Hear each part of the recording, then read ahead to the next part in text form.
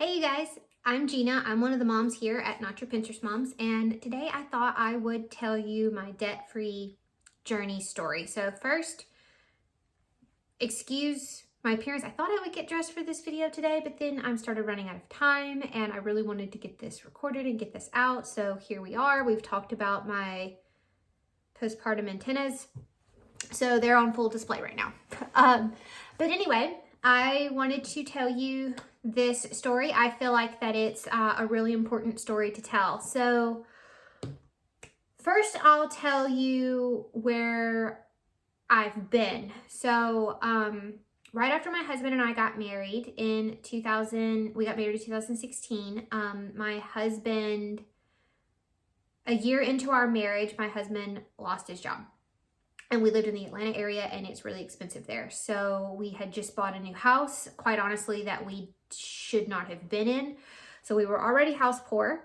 And we had 2 car payments and we both had some spending problems. And the irony here is I was debt free before I married my husband. I was debt free. I had a really nice 401k that was starting to go. I had a really good savings account. My car was paid for.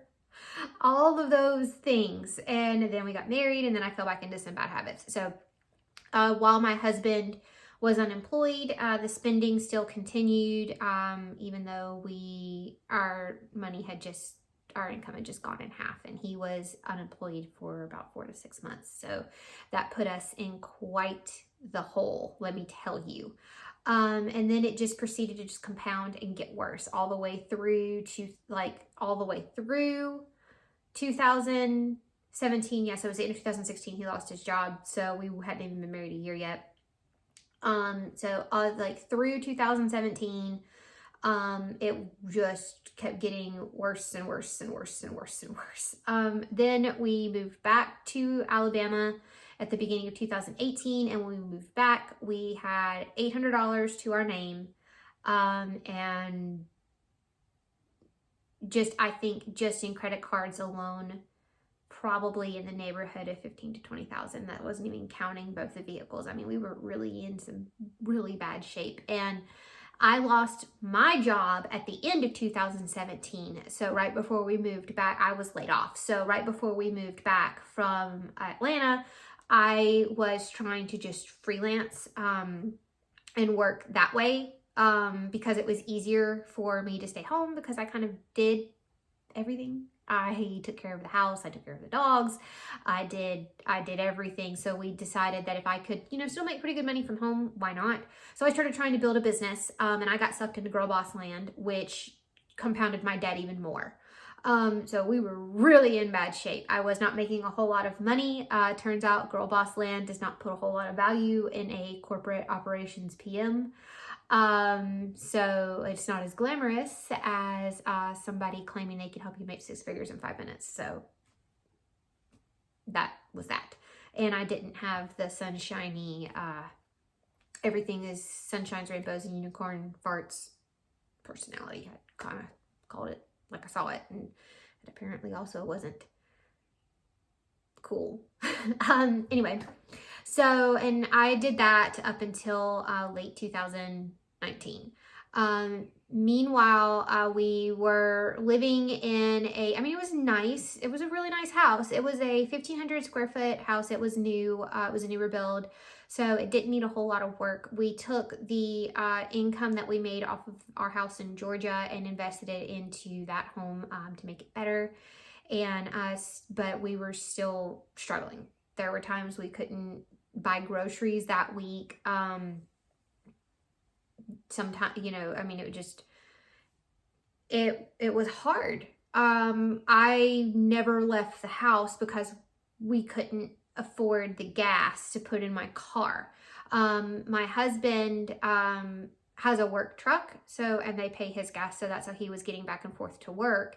And I was trying to work from home, and I never got to leave. I literally never got to leave. I never went anywhere, because it costs money to go somewhere, right? So that's where we were at. Our bills were always paid, but there was never much beyond that. Like, I mean, when you're shopping your pantry and your freezer, trying to put a meal together, or me, a lot of times I wouldn't eat. Like, I maybe could have like a peanut butter sandwich, maybe, and that's if we had bread. So we were really not doing well at all. And then I got pregnant, and I was still trying to freelance or do whatever, and it wasn't working. So I was 4 months pregnant, and my husband and I decided it was time for me to go back to an office job. So that's what I did. And also, one of the things that kind of started compounding and helping us start doing better is that we sold my husband's truck because it was a very expensive lawn ornament. He never drove it. He never used it. There was no need. He had his work truck, and they allow some personal use. So he would just use it because of the free gas to drive to the gym. You know, other than that, but all day long when he was that's what he drove to and from work. He could bring it home, you know, and that's what he drove around all day long. So we had absolutely no need for his vehicle. So we got rid of that, and that helped tremendously. And then I went back to work, but I was still trying to, because I was pregnant and I wanted so desperately to be able to stay home with my new baby, that I just went out and got a part-time, I was told was going to be a part-time project administrative job that I would do 20 to 25 hours a week, mostly from home. Turns out that is not what it is or was, and I'm actively working to change my situation because that's not cool. So, but I started doing that, and we for the last year just started kind of trying to get our feet under us. I still worked 2 jobs because I had to, because I was going to go on a 6 weeks maternity leave that would be unpaid. And I was trying to pay off debt. So I worked 2 jobs from the end of 2019 all the way through October of 2020. So October 2019 through October 2020, I worked 2 jobs. I still freelanced while I was working my day job. And I did that with my newborn, who had severe reflux and never slept. So we didn't sleep past 2 hours at a time max. If we got lucky, maybe we'd get 3-hour stretches, sometimes 4. I mean, severe sleep deprivation. We did all of that. Then the housing market started to turn.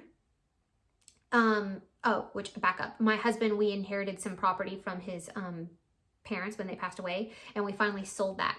And we were able to pay off a substantial amount of credit card debt, and then still save some, actually, and put it towards what is now the home I am in now. So we did that, which helped us also tremendously get our feet under us. And the housing market started to turn, and I just randomly, we were looking around, we noticed interest rates were really, really, really low. And I just got in touch with a realtor because I just was curious. It's like, we weren't actively looking to move. We weren't wanting to do anything, that we hadn't been in the house that we were in very long, and we wanted to stay there 5 years. Well, turns out that the housing market, we were able to list our house and make we made a substantial amount on that house that we were able to put down on this house that we're in now. So we doubled our square footage. And at the time, we were only going to be paying $80 more per month. But now, as of the time of recording this video, we did a refi because, once again, the interest rates were plummeting, taking advantage of the situation.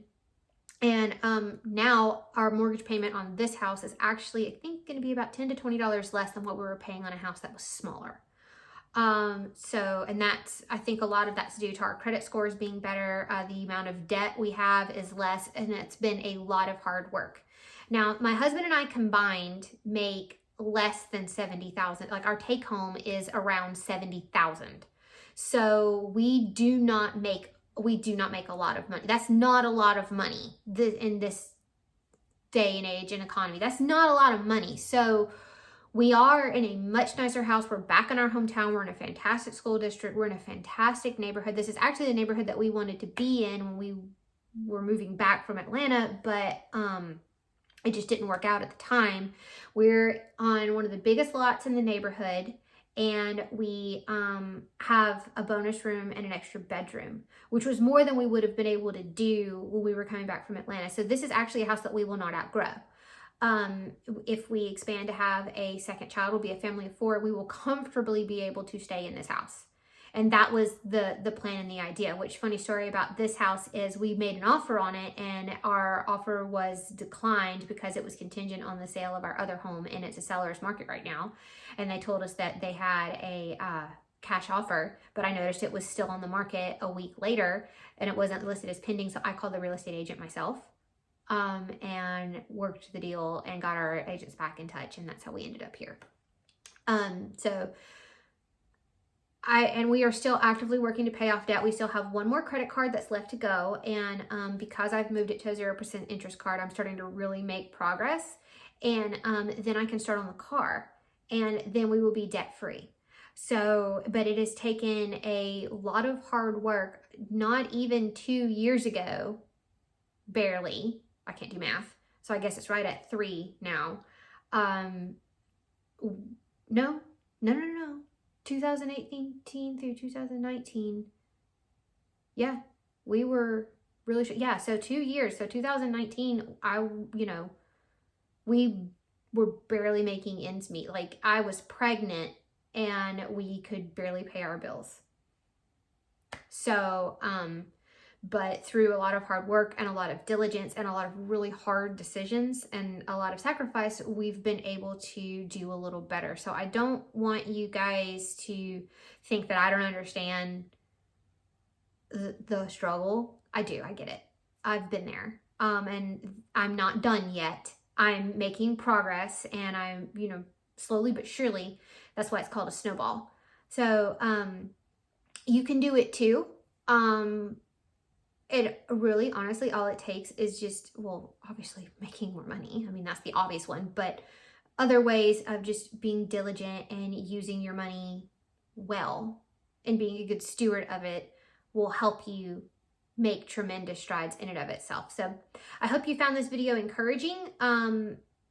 If you liked it, give it a thumbs up. Leave me a comment below, and any engagement is wonderful because it makes the YouTube algorithm happy, and when we make the YouTube algorithm happy, the YouTube algorithm will push us out to other people, to the masses, and let us help more people. So anyways, you guys, I will see you in the next one.